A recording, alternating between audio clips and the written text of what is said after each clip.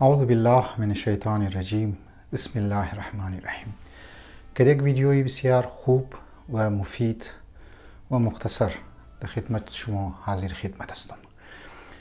موضوع از ما درباره ویلیو آف انسان ها بود یا ارزش انسان ها. سوالی بود که ارزش انسان ها ده چی است. مو قبل از یک ویدیو جور کرده بودی که بیان کرده بودم که ارزش انسان ده تعلق داره کدی هدف انسان، کدی همت انسان. هر چقدر هدف انسان کلان باشه، ارزش انسان، ویلیو انسان اون قدر کلان حساب میشه. ما گفته بودم در خدمت شما اگر یک کس فقط مایند شی، فکر شی، تینکینگ شی، سوچ شی، ای باشه که ما در کلان خانه برسوم ویلیو شی دمزی است. لذا ویلیو انسان کد سوچ انسان کد هدف انسان بالکل اگر رابطه شی، اگر مو توخ کنی که دقیق است و محکم است، مستحکم است، این مو انکار نمیتنی. هر چقدر تارگت انسان وسیع باشه، لامحدود باشه، ارزش انسان، قیمت انسان هم هموقت وسیع است. لذا من گزارش میکنم که اولنا ویدیو از مور که در سلسله ارزش انسان و ویلیو انسان موجود کرده بودی اور شما حتما توخ کنید که تا ای مطلبم که امروز در خدمت شما بیان منم برای شما واضح شونه و مفید ثابت شونه. دویمه چیزی که در نگاه اسلام، در نگاه دین او ارزش انسان را یعنی هایلایت مونه یا بیان مونه یا توضیح میده، او یکی انسان برای ابد پیدا شده، یعنی فار ایور پیدا شده. درسته که جسم انسان نابود میشه و بدن انسان در منی قبر بوسیده میشه و از بین موره، لیکن روح انسان ثابت است. روح انسان برای همیشه هسته و در منی مثلا علم کلام یا فلسفه مو واجب وجود میشی بالغیر، یعنی مو چون از یک وجود دائمی که همیشه بوده ذات پروردگار عالم هسته توسطی از او وجود مو به وجودم ده، لذا مو هم میشی واجب وجود. لذا در نگاه امام علی علیه السلام اگر من نهج البلاغه توخ کنی، امام علی جسم را مورد توجه قرار نمیده بلکه روح انسان ها را مورد توجه قرار میده و انسان از خاطر روح از خود خو یک هستی یا یک مخلوق ابدی جور میشه و واقعا کسی که برای ابد خلق شده، کسی که برای فاریور خلق شده، این ارزشی از مسائل میتریالیسم و مسائل دنیوی، مسائل ماده گرایی بالکل جدا هسته. ماده گرایی ماده را اگر توخ کنی یا میتریالیسم توخ کنی یا میتریالیست توخ کنی که اونها یک میتریالیست است، اونها فکرش بسیار محدود است، دمزی تا همزی حد دنیا و این دنیا فانی است. در این دنیا اگر توخ کنی سورج، در این دنیا چاند، در این دنیا کهکشان‌ها تمام شی، حتی زمان، حتی مکان تمام شی، اینا فنا میشه، اینا محدود است، اینا لیمیت یعنی یک لیمیت است. لیکن دمنی روایتی را بیان کرده که انسان قبل از دنیا و انسان بعد از دنیا که عوالم را توخ کنه، نه عالم را، عوالم را، یعنی دنیاهای دیگر انسان توخ کنه.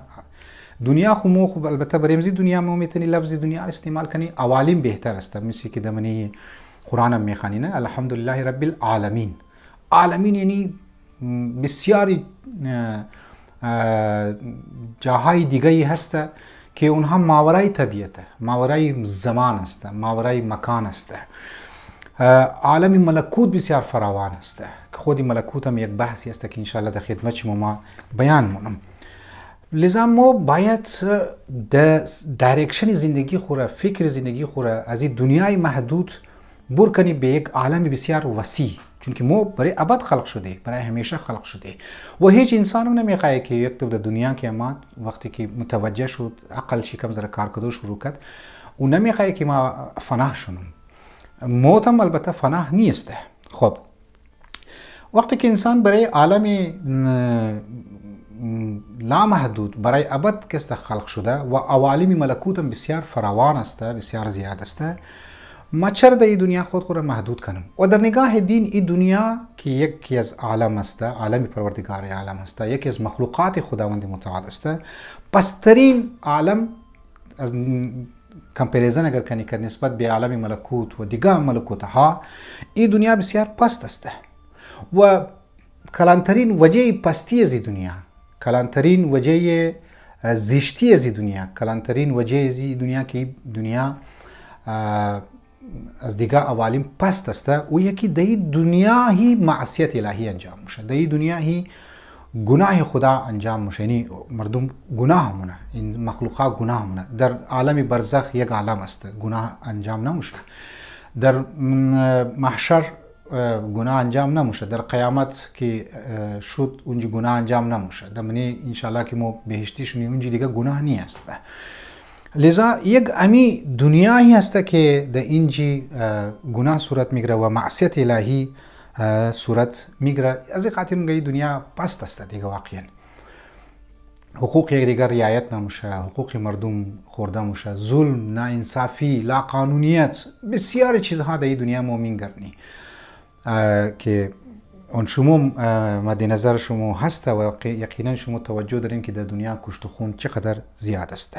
اذا انسان از این عالمی پست خود باید ببره در عالم ملکوت، در عالم بسیار وسیع که اونجا دیگه جغرافیا ارزش نداره، اونجا دیگه زمان ارزش نداره، اونجا دیگه یک مکانی محدود دیگه از اونجا مو آزاد استی. یعنی مو دیگه در محدود مکان مو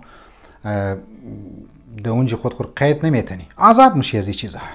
لذا اگر میخوایی که ابدی شونی و این ابدیت خوره فاریور بودن خوره مو حفظ کنی، سیف کنی را، مو باید یک لباس ابدی باید بپوشی، مو باید یک لباس فاریور باید بپوشی. این لباس 10 سال بعد می لباس که در بدن از مست 5 سال بعد اینا پورا میشه، باید کباڑی والا رو بیدی، باید بری پرتاو کنی شیره. لذا باید عقیده مو باید پاک شونه، تینت مو باید پاک شونه، روح مو باید پاک شونه.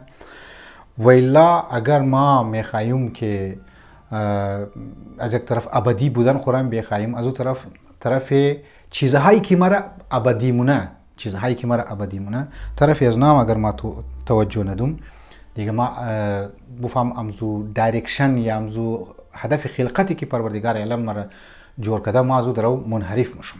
لذا واقعا ارزش انسانیه که انسان فاریور پیدا شده و انسان یک مخلوقی ابدی است.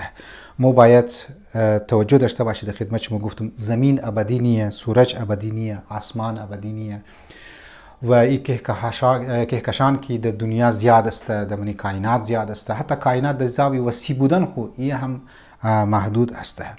مو در یک جای موری که نه زمان است نه مکان است، یک چیزهای دیگری هست که اونجا که رفتی ورمو مشاهده مونی، ورمو مثلا درک مونی، فعلا مو درک نمیتونی. لیکن در منی روایات همی قسم ده که ارزش انسانیه که او برای ابد خلق شده و در پس دنیا که معصیت الهی انجام شده، در دنیای محدود مو خلق نشده. اگر مو این دید را و این دایرکشن را من زندگی خو بیری باور کن، ما قبلا هم گفتم که بسیاری از مسائل های زندگی از مو حل میشه. یک دکاندار اگر سوچ کنه که ما برای ابد خلق شده، ما برای محدود از دنیای پست که گناه انجام میشه خلق نشدم، ما حق مردم نمیکنم، گیران فروشی نمونم، ذخیره اندوزی نمونم، یا یک کلان پیمان اگر توخ کنی، اونایی که تاجر است اونها مردم ها را بازی نمیده، یک دوست دیگه دوست را پس شکست چاه نمیکنه، یا یک زن حق شوهر خدا مونه، شوهر حق زن خدا مونه، او دید چی؟ همون نگاهشی در زندگی او عالی فرق کرده. وقتی که فرق کرد از او بعد او زندگیش هم فرق مونه و در ریزه مسائل ها، ریزه گب ها ای خود پساو نمونه و زندگیش بسیار خوب، آرامیش با سکون زندگی تیر میشه. امیدوارم که سلسله دروسی که درباره ارزش انسان شروع کردم شما حتما توجه میدین، حتما گوش مونین، حتما دیسکس مونین و حتما ویدیو را برای دوستای خودم که است شیر مونین و فارورد مونین تا اونها هم گوش کنه، یک صدقه جاریه باشه و مو تینت اسمو، روحی اسمو، لباسی اسمو هم پاک شونه تا مو دائمی بودن خوره حفظ کنی و پیش خدا که حاضر میشی، گیر یک هستی که خوش نامحدود است، گیر ازو که حاضر میشی و با سرخرو و با مثلا خاندان راضی بودن، هم تو ازو راضی باشی هم او از تو راضی باشه، مو پیشونی. و السلام علیکم و رحمت الله و برکاته.